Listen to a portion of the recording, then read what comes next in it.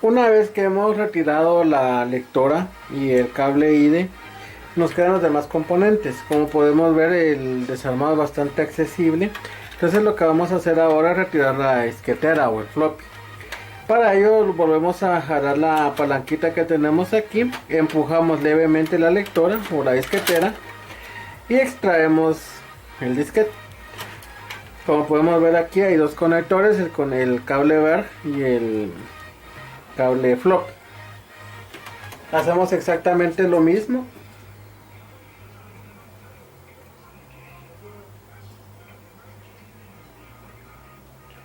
A cada componente que vamos a ir extrayendo le vamos a tomar una fotografía. Esto, como les decía hace unos momentos, por seguridad y para que nos quede evidencia de cómo van los conectores, de cómo iban conectados. Entonces retiramos los conectores ya sin ninguna pena, ¿verdad? Y como podemos ver, ya solo nos queda el disco duro. Entonces el disco duro tiene una característica en las computadoras de él que viene una base plástica, ¿verdad? Entonces regularmente trae dos ganchitos que son los que yo voy a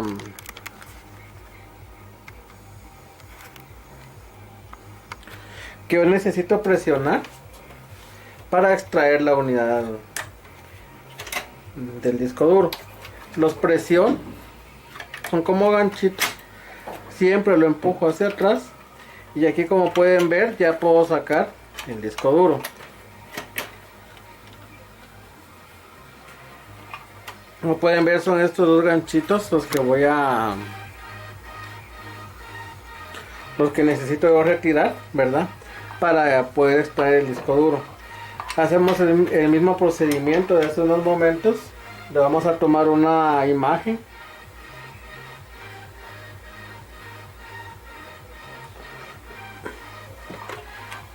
Porque aquí tenemos el cable SATA de datos y el cable SATA que viene de la fuente de alimentación. Aquí tenemos el disco duro, como pueden ver tiene una base plástica, ¿verdad?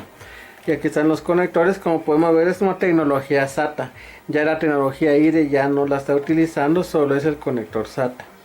Es importante recalcar también que el disco duro es una unidad que yo no debo de golpear nunca. Esta debo colocarla en buscar una posición lo más alejado posible de donde estoy trabajando o en una superficie que sea totalmente plana. ¿Por qué? Porque si yo este disco lo dejo caer de esta altura aproximadamente, va a sufrir un golpe seco. Y ese golpe seco, ¿qué significa? Que adentro los discos, los platos, se van a desalinear y el disco duro ya no se va a poder recuperar la información. Ya no va a leer, ya no va a reconocer el sistema operativo. Entonces es importante evitar los golpes del disco duro, ¿verdad? Es una unidad muy delicada.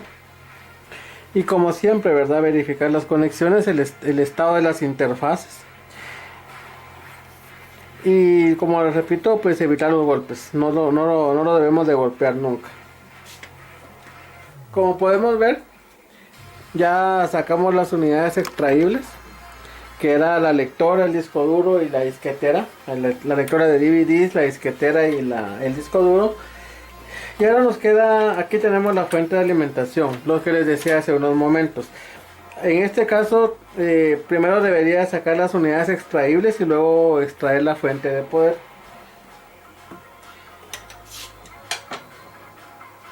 Entonces aquí, como ya retiramos los tornillos, lo que hacemos es presionar una pequeña palanca que tiene aquí la fuente de alimentación.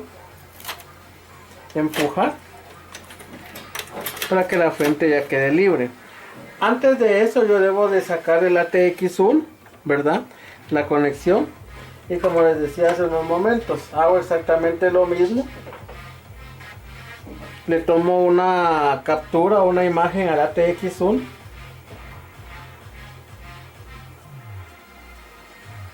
Y al P4 que se encuentra en esta posición. Quizás ahí no se puede ver, pero le voy a tomar unas capturas.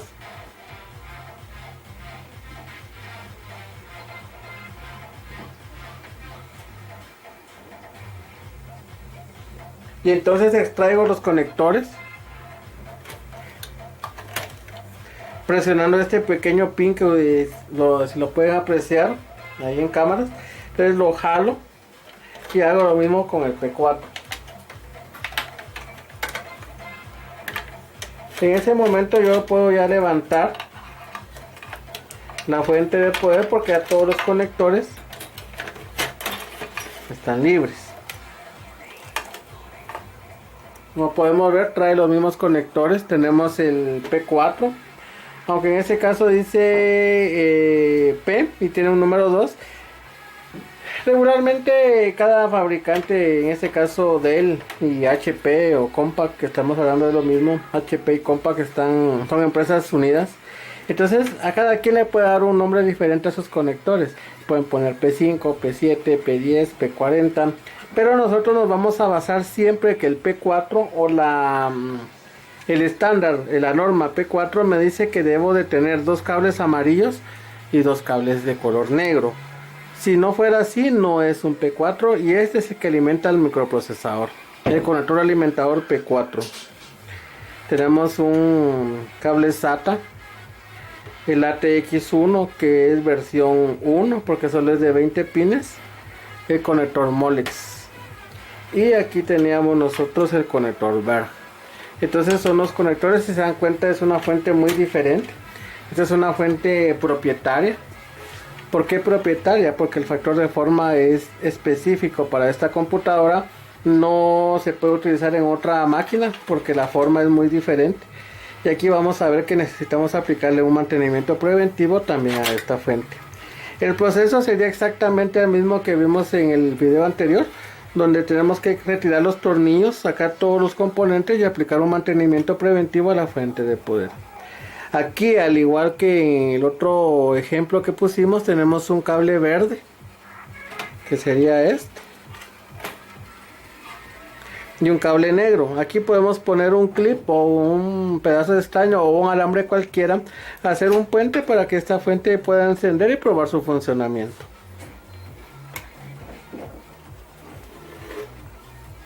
Como podemos ver, ya sacamos varios componentes. Ya solo nos queda extraer el conjunto disipador térmico, sacar la motherboard.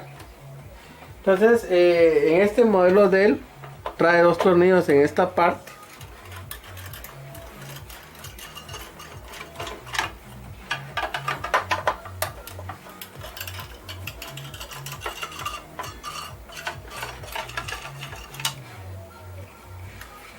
Y siempre verifico que los tornillos hayan soltado. Hago una pequeña presión al disipador.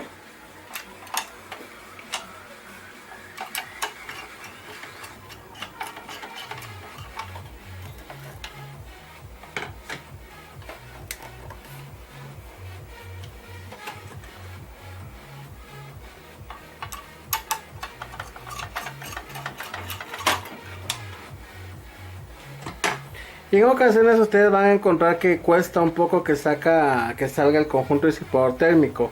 Esto por la acción de la pasta térmica que tiene instalado el procesador. Regularmente debemos de verificar que la pasta térmica esté bastante viscosa, que no esté reseca. Cuando la pasta térmica está reseca, lo que va a pasar es que la computadora va a empezar a calentar, va a empezar a dar ciertos problemas. Puede ser que trabaje 10 minutos y luego se apaga, trabaja 5 minutos, se vuelve a apagar, la volvemos a encender, si eso trabaja 1 minuto y se vuelve a apagar, le volvemos a encender y en ese momento ya no enciende. ¿Por qué? Porque la computadora se bloqueó. Se bloqueó porque hubo sobrecalentamiento. Habíamos dicho que más o menos la temperatura promedio para que un CPU se apagara era de 60 grados centígrados. Era su tope, ¿verdad? Su estándar, su norma. Entonces si rebasa ese nivel de temperatura, sencillamente el procesador va a empezar a dar problemas en la computadora, ¿verdad? Y una de ellas es que se empiece a apagar. O puede ser que el equipo ya no responda, que el sistema operativo se quede frisado, se quede colgado, como dicen muchos, ¿verdad? Que la imagen ya no se mueve, pero es porque puede ser que la pasta térmica ya no está haciendo su trabajo, ya se resecó debido al calentamiento, entonces ya perdió la efectividad. Y en lugar de hacer una mejor conducción entre el cobre y el microprocesador, lo que va a hacer es tener un aislante. ¿verdad? Entonces eso es lo que hay que tener cuidado cuando vamos a retirar los componentes, ¿verdad?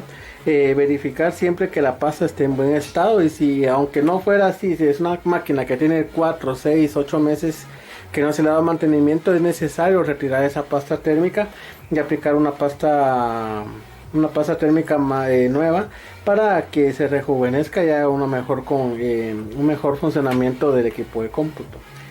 En algunos casos pasa de que alguien no le pone pasta, y lo que va a hacer es que el ventilador empieza a girar más rápido, más de lo normal, y se oye un zumbido adentro. Entonces tenemos que también tener mucho cuidado. Si no le ponemos pasta, puede ser que también empiece a calentar demasiado, o si la pasta no es de buena calidad, nos puede dar el mismo resultado. Entonces es conveniente que nosotros tengamos diferentes tipos de pasta.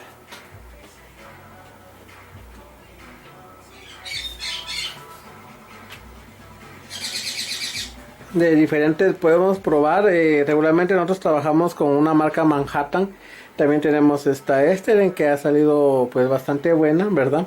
Hay otras marcas, está la Nordic, que es una pasta térmica que ha funcionado bastante bien, ¿verdad? Entonces va a depender la pasta que yo encuentre. Hay otra marca que es E-Touch, que esa pues da ciertos problemas, es muy líquida en ocasiones. Entonces lo que hace que si la persona le echa mucha pasta al procesador, esa pasta se riega por todos lados como que fuera agua, y en lugar de que el equipo encienda, simplemente ya no va a encender. Que ese es otro aspecto que debemos de tomar en cuenta nosotros. Si yo, cuando voy a limpiar estos componentes, lo primero que debo de hacer es tomar un wipe, limpiar la pasta térmica, y ese wipe dejarlo ya en el cesto de la basura o en una bolsita aparte, ¿verdad? E irme a lavar las manos. ¿Esto por qué? Porque si yo vengo y toco la pasta térmica, luego vengo y agarro los demás componentes de la motherboard, lo que va a pasar es que esa computadora ya no va a encender. ¿Por qué? Porque la pasta térmica es conductora. Entonces lo que va a hacer es que si yo hiciera esto aquí, agarro pasta y empiezo a tocar los componentes, voy a provocar un cortocircuito en los componentes de la motherboard. Entonces puede ser que se dé el caso de que en lugar de encender va a empezar a emitir una luz naranja y se va a apagar. En otras ocasiones enciende y se apaga. Entonces es importante también tener cuidado a la hora que vamos a aplicar un mantenimiento preventivo. La pasta térmica, cómo la voy a utilizar, qué tanto le tengo que poner, qué mucho, qué poco. Entonces son aspectos que yo debo de tomar en cuenta en los mantenimientos, ¿verdad? Qué es lo que tengo que hacer, cómo lo voy a hacer. Entonces una de las sugerencias y consejos que les puedo hacer es que lo primero que vamos a hacer es quitar la pasta térmica, en este caso, ¿verdad? Porque hay otras formas de desarmarlo. En otros casos puede ser que saque la motherboard completa y ya afuera yo limpie todo y de último le pongo la pasta térmica. En este caso, por la forma del equipo, el desarmado que se hizo en el equipo, es necesario primero limpiar la pasta térmica que está ahí y luego ya proceder a sacar el resto de componentes.